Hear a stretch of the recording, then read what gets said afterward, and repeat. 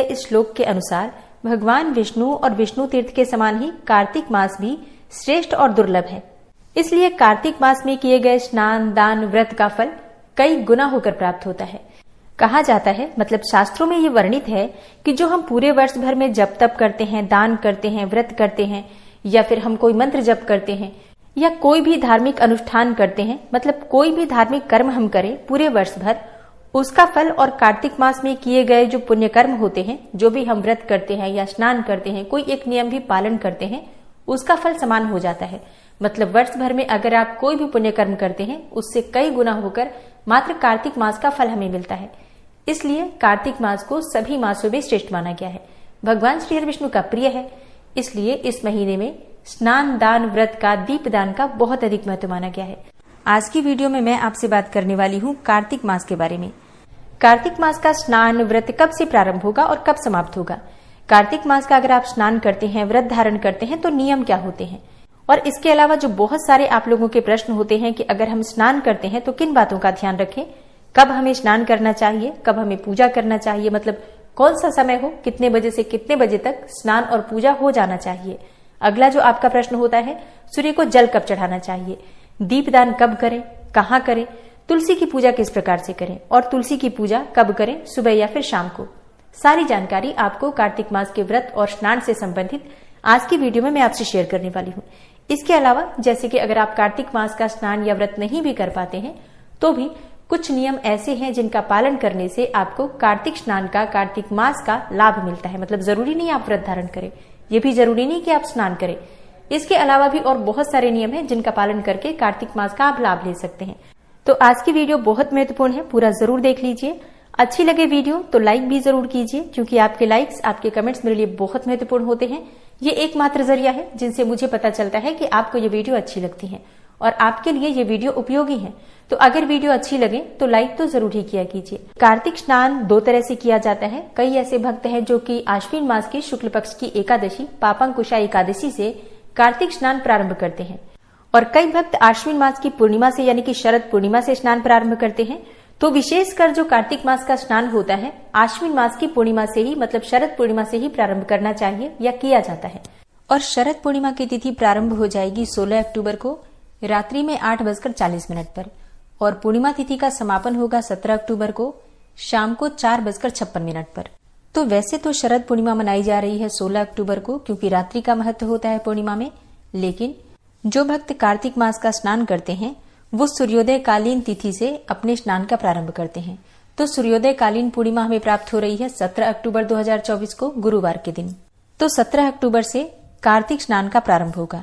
शरद पूर्णिमा से कार्तिक पूर्णिमा तक स्नान किया जाता है और कार्तिक मास की पूर्णिमा होगी 15 नवंबर 2024 को। तो ऐसे में कार्तिक स्नान का जो प्रारंभ है 17 अक्टूबर को है और समापन होगा 15 नवंबर 2024 को। ठीक है। अच्छा, बहुत से भक्त कहते हैं कि क्या हम प्रतिपदा तिथि से कार्तिक मास का स्नान प्रारंभ करें? नहीं, ऐसा नहीं करना चाहिए। कार्तिक मास का स्नान आपको, अगर आप पूरे महीने का स्नान का नियम ले रहे हैं तो कार्तिक मास का स्नान आपको पूर्णिमा से ही प्रारंभ करना है। ब्रह्म मुहूर्त में उठकर आप स्नान का संकल्प लेंगे और संकल्प के साथ आप कार्तिक मास का स्नान प्रारंभ करते हैं। अब बात करें कि कार्तिक मास के स्नान में नियम क्या होते हैं, मतलब किन नियमों का पालन किया जाता है अगर हम स्नान करना चाहें तो। देखिए, अगर आप कार्तिक मास का स्नान करना चाहते हैं तो आपको सुबह जल्दी उठना पड़ता है। जल्दी से मतलब तारों की छांव में स्नान करने का विधान हमारे शास्त्र में बताया गया है। मतलब जब आकाश में तारे दिखाई दे रहे हों, रात्रि के उस पहर में हम स्नान करते हैं, मतलब ठीक ब्रह्म मुहूर्त में स्नान किया जाता है। अब ब्रह्म मुहूर्त का समय क्या होता है, क्योंकि कई भक्तों के प्रश्न आएंगे कि कितने बजे से कितने बजे तक हम स्नान कर सकते हैं, पूजा कर सकते हैं। देखिए, सूर्योदय से, मतलब सूर्य निकलने से 1.5 घंटे पहले तक का समय ब्रह्म मुहूर्त कहा जाता है। तो जैसे कि अभी 6:30 बजे, मतलब 6:30 पर सूर्योदय काल का समय है, तो इसके अनुसार 5 बजे तक हमारा स्नान, कार्तिक मास का स्नान हो जाना चाहिए। मतलब 5 बजे से पहले आपका स्नान हो जाए, इस बात का ध्यान रखिए। 5 बजे से आगे समय नहीं होना चाहिए। तो कार्तिक मास के स्नान का जो समय होगा वो 4 बजे से 5 बजे के बीच में होगा। तो इसके लिए आपको जल्दी उठना पड़ेगा, 4 बजे से पहले उठना पड़ेगा या फिर 4 बजे तक तो उठ ही जाना पड़ेगा। इसके बाद आप जैसे कि अपने घर में झाड़ू लगाएंगे, नित्य कर्मों से निवृत्त होंगे और स्नान कर लेंगे। सुबह उठकर बहुत ज्यादा साफ सफाई नहीं करना है आपको, लेकिन बासी घर में पूजा नहीं होती है, इसलिए झाड़ू जरूर लगा लीजिए। इसके बाद आप स्नान कर लीजिए। अब इन कामों को करने के लिए जितना आपको समय लगता है अपने अनुसार देख लीजिए। उसके अनुसार आपको अपने उठने का समय निर्धारित करना है ताकि आप 4:30-5 बजे से पहले स्नान कर लें। और हाँ, स्नान करते वक्त आपको ध्यान रखना है, आपको अपने जल में गंगा जल मिलाकर स्नान करना है। मतलब सबसे पहले पात्र में गंगा जल डाल दीजिए, फिर जल से भर दीजिए, फिर आप स्नान कीजिए। क्योंकि देखिए, शास्त्रों में कहा गया है कि कार्तिक स्नान किसी नदी या सरोवर में करना चाहिए, लेकिन ऐसा बिल्कुल भी संभव किसी के लिए नहीं हो पाता है। सब लोग कार्तिक मास में किसी नदी या सरोवर में स्नान करने रोज नहीं जा पाते। हाँ, इतना जरूर करना चाहिए कि पूरे महीने में जब भी आपको मौका मिले, कोई भी शुभ तिथि है तो उस दिन जाकर, अपने घर के आसपास कोई नदी है तो वहां जाकर स्नान कर लीजिए।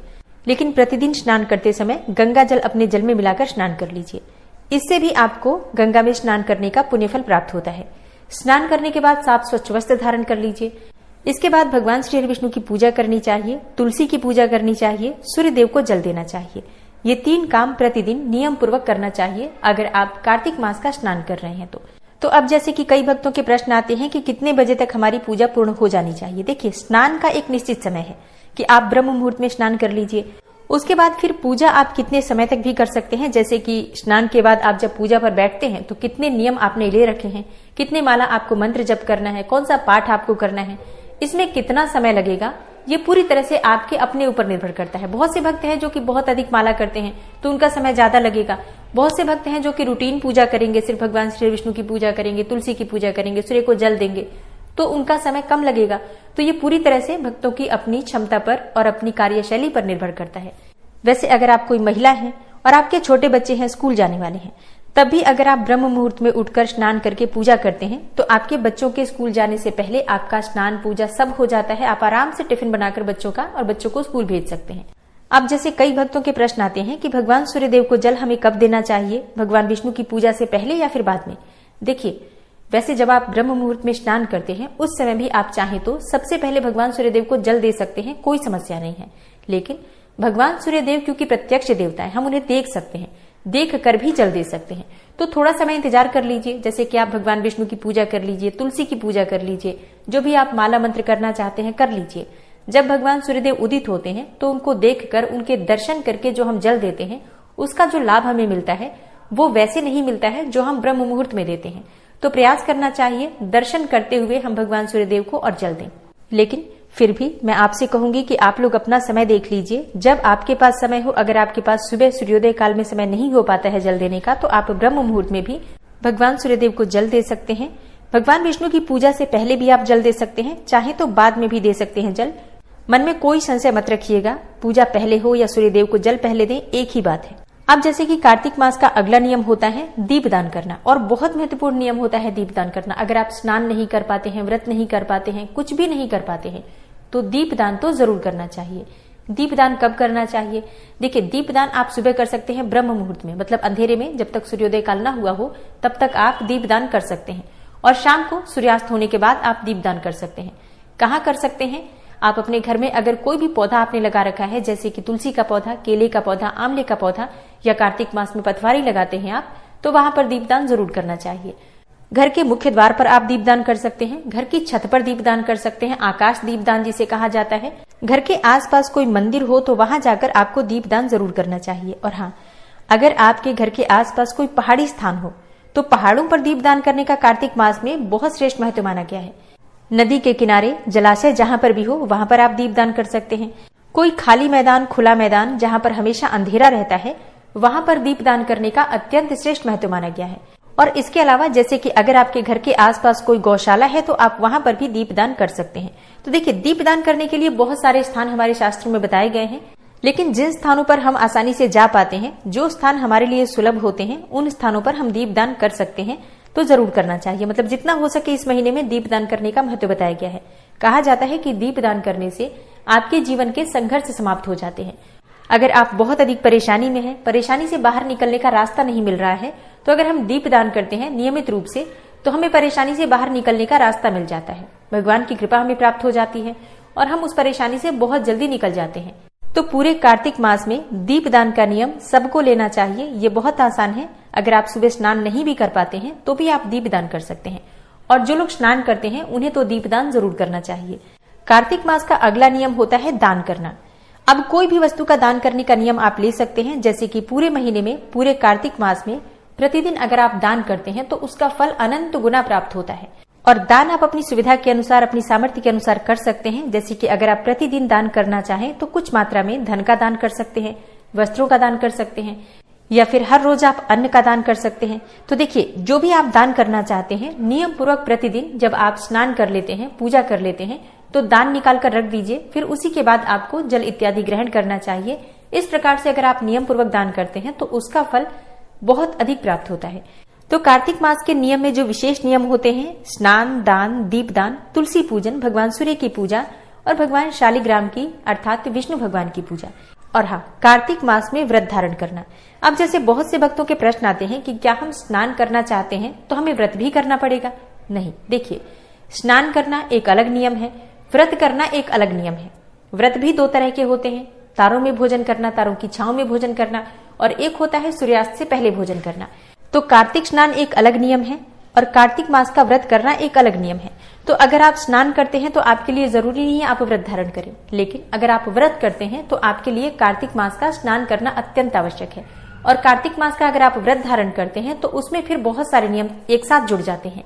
जैसे कि अगर आप व्रत करते हैं तो आपको भूमि पर शयन करना होगा, ब्रह्मचर्य का पालन करना होगा, एक समय आपको भोजन करना होगा, बहुत सारी चीजों का खाने में त्याग करना होगा, शरीर पर आप तेल नहीं लगा सकते हैं, और पूरी तरह से संयम से आप रहते हैं, कम बोलते हैं, जैसे कि मौन रहना चाहिए, कम से कम बोलना चाहिए ताकि क्रोध ना आए, और किसी की निंदा, किसी की चुगली, ये सभी चीजें भूल से भी नहीं करनी चाहिए। हालांकि इन बातों का ध्यान सबको रखना चाहिए, लेकिन जो लोग व्रत धारण करते हैं उन्हें विशेष प्रकार से बहुत सारे नियमों का पालन करना पड़ता है, जो मैं आपको आगे वीडियो में जानकारी दूंगी कि कार्तिक मास का अगर आप व्रत धारण करते हैं तो आपको किस प्रकार से नियम पालन करना है, कौन से नियम का पालन आपको करना चाहिए। लेकिन अगर आप स्नान करना चाहते हैं तो इसमें आपको बिल्कुल परेशान होने की आवश्यकता नहीं है। बस आप सुबह जल्दी उठिए, ब्रह्म मुहूर्त में स्नान कीजिए, भगवान विष्णु की पूजा कीजिए, सूर्य भगवान को जल दीजिए, तुलसी की पूजा कीजिए, मंदिर में दीपदान कीजिए और शुद्ध और सात्विक भोजन लीजिए। हाँ, स्नान के साथ आपको इस बात का ध्यान जरूर रखना है कि आपको लहसुन प्याज का त्याग जरूर करना पड़ेगा। अब तुलसी की पूजन विधि क्या होती है? देखिए, कार्तिक मास में तुलसी की पूजा सुबह और शाम दोनों समय नियम पूर्वक की जाती है। सुबह जब आप भगवान श्री कृष्ण की पूजा करेंगे, उसके बाद माता तुलसी की आप पूजा करते हैं, उन्हें जल अर्पित कीजिए, धूप दीप अर्पित कीजिए और विधि विधान से उनकी पूजा करके मंत्रों का जप जरूर करना चाहिए। तुलसी के पास बैठकर आप तुलसी नामाष्टक का पाठ कर सकते हैं, तुलसी स्तोत्र का पाठ कर सकते हैं, कोई मंत्र जप कर सकते हैं, चाहे तो ओम नमो भगवते वासुदेवाय नमः, इस मंत्र का भी तुलसी के पास आप जप कर सकते हैं। मतलब कार्तिक मास में सुबह और शाम दोनों समय तुलसी में दीपदान किया जा सकता है, क्योंकि हम जब जल्दी उठते हैं तो स्नान करने के बाद सूर्योदय से पहले हम तुलसी में जल भी देते हैं और दीपदान भी कर लेते हैं। तुलसी पूजा की संपूर्ण विधि की वीडियो मैं आपसे आगे शेयर करूंगी, तो जरूर देखिएगा। और हाँ, कार्तिक मास का अगला नियम होता है धार्मिक पुस्तकें पढ़ना। आप चाहें तो कोई भी धार्मिक पुस्तक, जैसे कि कोई पुराण पढ़ सकते हैं, या फिर आप चाहें तो कार्तिक मास की कथा कहानियां पढ़ सकते हैं, सत्संग सुन सकते हैं, मंत्रों का जप कर सकते हैं, भजन कीर्तन कर सकते हैं। मतलब अधिक संख्या में भगवान के नाम का स्मरण, मंत्र जप करना या मंत्रों को सुनना या फिर भजन कीर्तन करना, मतलब सत्संग सुनते भी हैं अगर आप, तो उसका भी आपको बहुत अधिक फल प्राप्त होता है। तो प्रयास करना चाहिए अधिक से अधिक समय अपना भगवान के चिंतन में बिताएं। अब जैसे कि कई भक्तों के प्रश्न आ रहे हैं कि क्या हम पहली बार कार्तिक मास का स्नान कर सकते हैं, व्रत कर सकते हैं?